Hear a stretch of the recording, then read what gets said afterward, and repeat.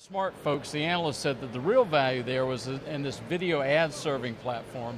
Do you know anything about that? Because to me that's like inserting themselves as Google and Apple have inserted themselves into that user experience, but it is inserting themselves in another revenue stream. I think you're exactly right in that regard. I think that Verizon looked at AOL and said that's an opportunity for me to make sure that I'm getting a little bit closer to Google's business, that I'm going to be in that ad insertion side of things.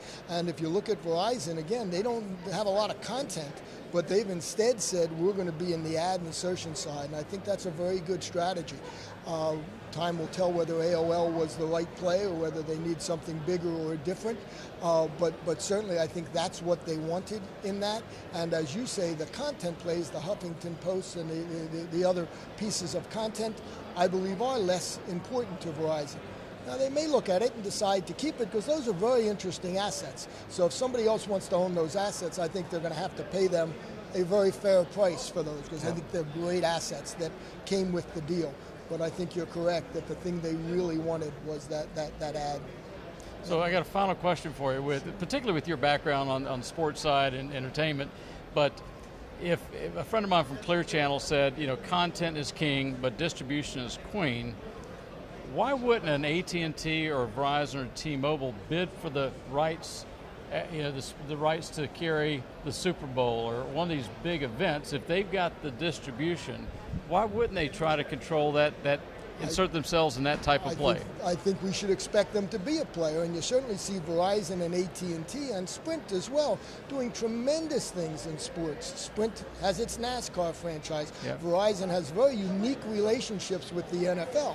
Now, to be able to carry the Super Bowl, you better have real distribution that goes everywhere, so It's not going to just be on the Fios network from Verizon's standpoint, and you're going to then be bidding with NBC and big players like that. But that's part of when you look at what Comcast did. Comcast, in buying NBC, turned their Versus network into NBC Sports. Right. And again, another wonderful move where content is king, and Comcast looks at that content and says, we want to own that sports franchise. And I have a lot of experience. That's where my involvement in the sports side of things was with Comcast and with starting their efforts into owning sports franchises and starting Comcast Sportsnet, which has evolved and is evolving further into NBC Sports and things along those lines.